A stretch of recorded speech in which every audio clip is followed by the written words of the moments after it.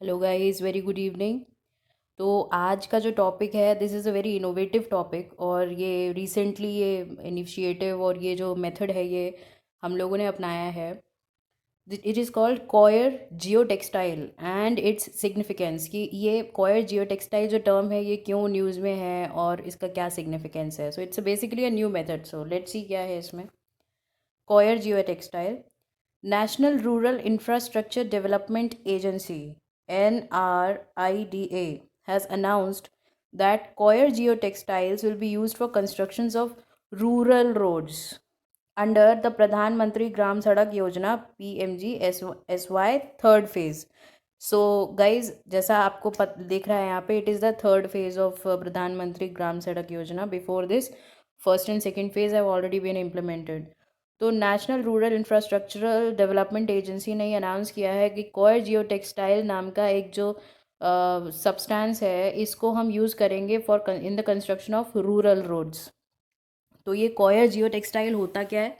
It is 100% natural fibre obtained from renewable source, the coconut husk. Coconut husk से, जो कि एक renewable source है, उससे एक नेचुरल फाइबर मिलता है, कॉयर जिसको बोलते हैं। Coir geo textile is naturally resistant to rot, सड़ता नहीं है ये, मोल्ड्स एंड मॉइस्चर, पानी में भी ख़राब नहीं होता, and free from any microbial attack. इस पे कोई बैक्टीरिया काम मतलब अटैक नहीं कर सकता या इसको डिस्ट्रॉय नहीं कर सकता। Hence it needs no chemical treatment. जैसे कि हम लोग सड़क जब बनाते हैं तो उस पर कई सारे केमिकल्स डालते हैं so that it doesn't get रॉटन और या मॉइस्चर से ख़राब ना हो जाए, बट इन दिस केस ये नेचुरली रेजिस्टेंट है रॉट्स के, मोल्ड्स के, मॉइस्चर के और माइक्रोबियल अटैक्स के। It has a see this is sorry this is the image of coir geotextile. as you can see, ये कोकोनट मस्क से बना है and it is 100% natural, permeable, natural and strong fabric with high durability. ये permeable मतलब it can soak the water. Okay, तो ये vegetation के भी काम में आता है। जैसे कि रोड पे अगर ये बिछा हुआ है और वहाँ पे आप वेजिटेशन करना चाहते हैं, it can help in this vegetation also.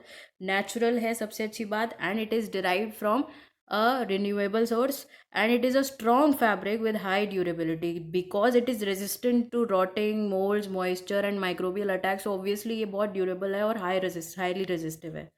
Benefits क्या है?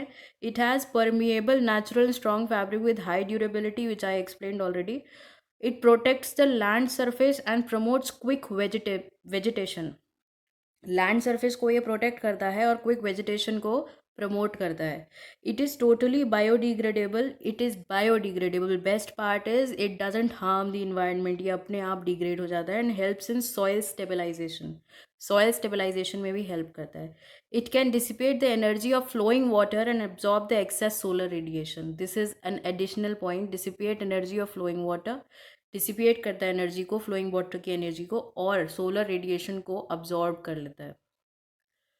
Geotextile, what are geotextiles? They are permeable fabrics which, when used in association with soil, have the ability to separate, filter, reinforce, protect और drain.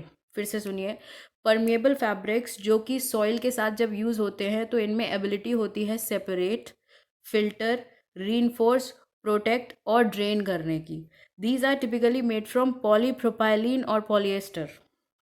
Applications कहाँ कहाँ हैं इनके?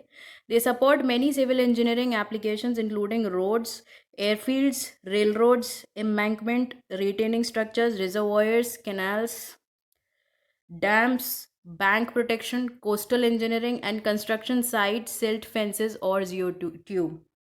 तो इतनी जगह इसके एप्लीकेशंस हैं। They are also use for sand dune armouring to protect upland coastal property from storm surge.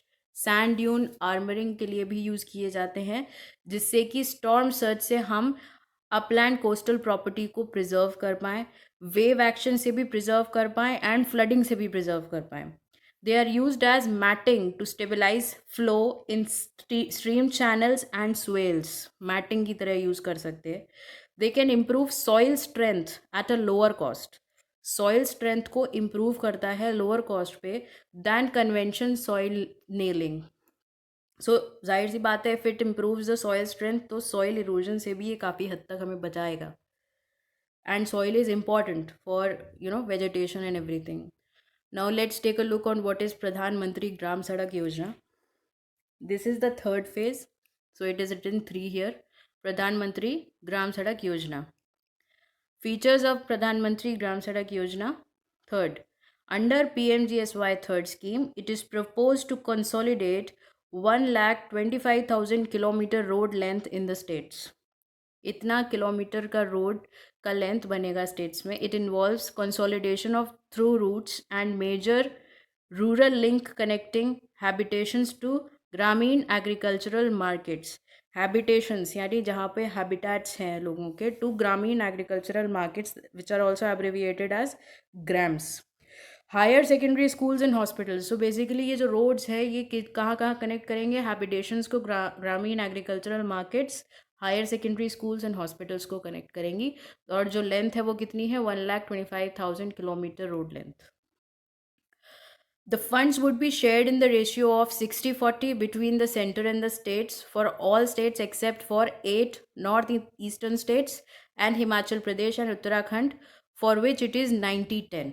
So 8 northeastern states, Himachal Pradesh and Uttarakhand के लिए जो fund share है that is 90-10, and the fund shared is and for all other states it is 60-40. Background: a total of 5,99,090 kilometer road length has been constructed under the scheme since inception till April 2019.